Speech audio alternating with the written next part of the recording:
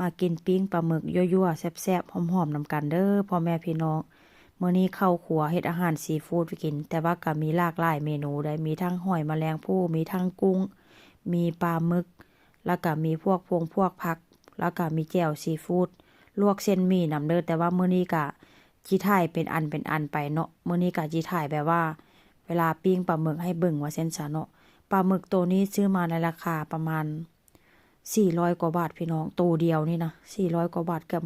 500แต่ว่ามันก็ค่อนข้างจะตัวใหญ่เนาะแต่ถามว่าเวลาปิ้งออกมาแล้วมันแซ่บบ่มันก็แซ่บอยู่แต่ว่ามันก็แบบว่าต้องได้ปรุงรสชาติมื้อนี้ค่อยก็เลยแบบว่าเอาซีอิ๊วขาวมาเติมใส่พี่น้องเพราะว่าค่อยบ่ได้มักแบบว่าข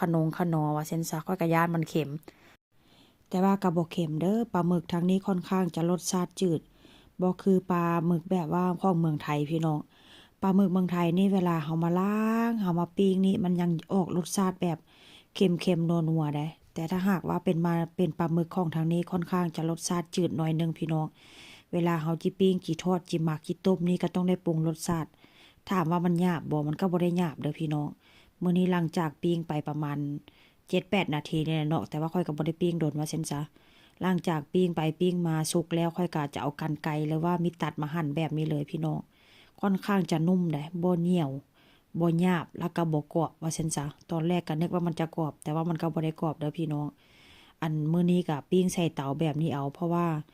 มันบ่มีเตาถ่าน ถ้าหากว่ามีเตาถ่านก็จิแซ่บกว่านี้ล่ะเนาะแต่ว่าเตานี้ก็หอมได้พี่น้องหอม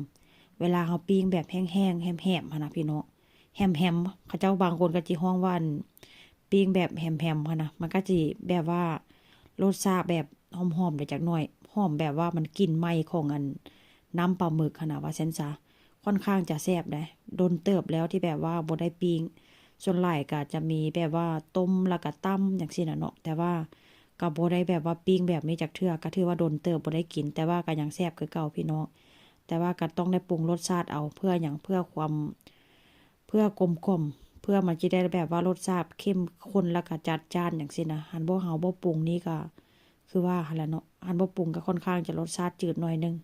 มื้อนี้ก็ค่อนข้างจะหอมจะแซ่บเด้อพี่น้องกินกัน3พ่อแม่ลูกมื้อนี้ลูกสาวก็บ่ได้อยู่นำปิ้งปลาหมึกเทื่อใดนี่คือฮอดลูกสาวได้เพราะว่าหยังลูกสาวค่อนข้างจะมากินพี่น้องปิ้งให้โตใหญ่ๆนี่นะให้กินหมด2โต3โตก็หมดแด้ลูกสาวมันก็เห็นบ่หอมห่วยๆเลยพี่น้องกินร้อนๆแบบนี้เลยแล้วก็ห่อ